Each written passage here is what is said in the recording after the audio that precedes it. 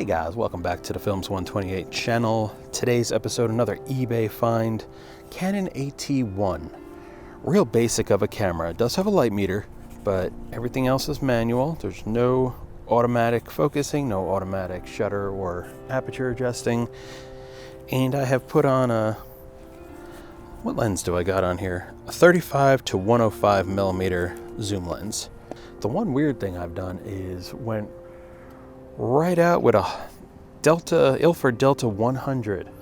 It's a good film for a first time outing with a camera, but I don't know, just felt like what the hell, let's shoot to win.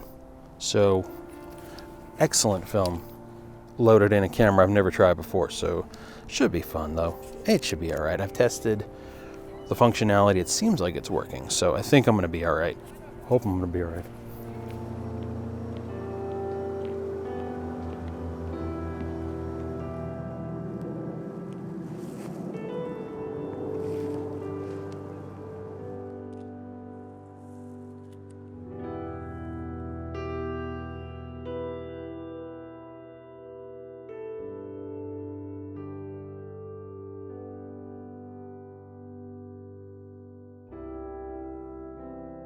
Something else I'm trying to do with this episode is also, it seems like if people are looking for a first-time camera, they're trying to get into photography, as a lot of people suggest cameras. The one that always gets suggested a lot is the Canon AT-1.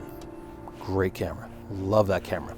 But you can come out of the gate with something a little less dazzling than an AT-1. You can, like, the FTB that I showed in one episode, the AT-1, this was about $20-something on eBay. And don't forget also, you can eBay just the camera. You know, you don't need the lens. Just get you the base, the camera, the body of the camera, and then eBay a used lens. This guy uses the Canon FD mount, extremely popular. Tons of third-party ones. You don't have to buy Canon brand. And save some money and buy it that way. Buy them separate.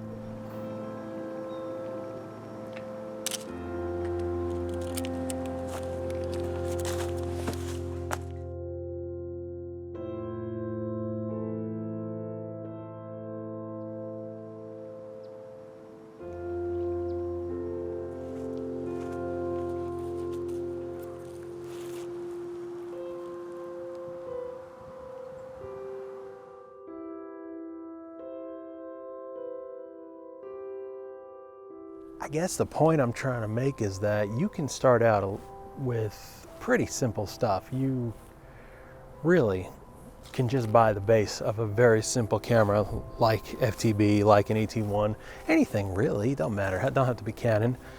And then you can go get a third-party lens off eBay or a used name brand lens. And this lens is, whose lens is this? Sigma. If I spent more than $20 on this lens, I'll be shocked. In all honesty, the film is probably the most expensive part of the three in this equation: the body, the lens, and the film.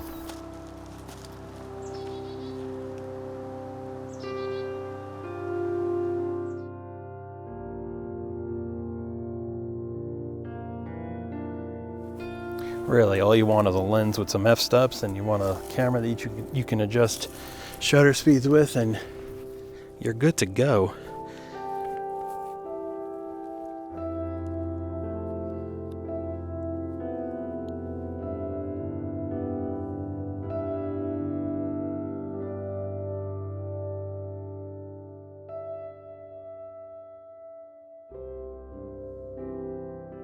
Truthfully, we'll just consider this my public service announcement to folks trying to get into photography, because just like everything else, it's all getting expensive as hell.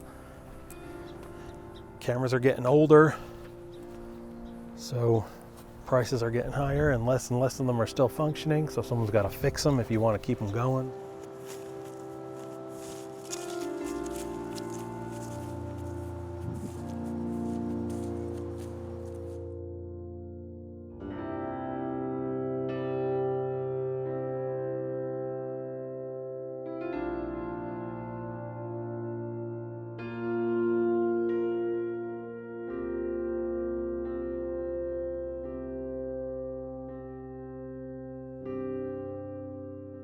So first things first, Delta 100, beautiful film, absolutely beautiful.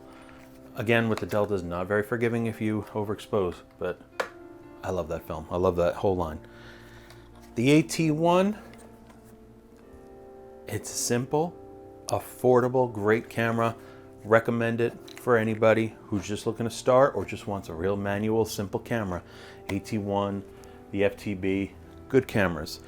And yes, I'm a little bit, I lean towards the Canon stuff because, I don't know, it was like my first camera was Canon, and so I just kind of stick with it. But you do you. Just point is, you don't have to spend a lot of money to get started in photography or to just have a good camera. A good camera does not need to be in the hundreds and hundreds and hundreds. It can be 20-something bucks on eBay. And so hopefully with this video you saw with the cheap camera and that, what was a Sigma lens? I mean, it was a cheap lens. Look at the results. They look fine. You put a good film in there, you take your time, you make sure it's exposed right. Quality is just fine. So really that's it. Not much of a closing. Kind of said everything throughout the video. Just don't have to spend that much to get going in photography. That is for sure. That is for certain. So we'll call that it for the episode. Thanks guys for watching. Like, subscribe, all that kind of fun stuff. I shall see you next time. The reason the cost part has me worried is because like photography is kind of having that resurgence, like a lot of analog things are, like vinyl records and whatnot. But I feel like it's fragile, you know?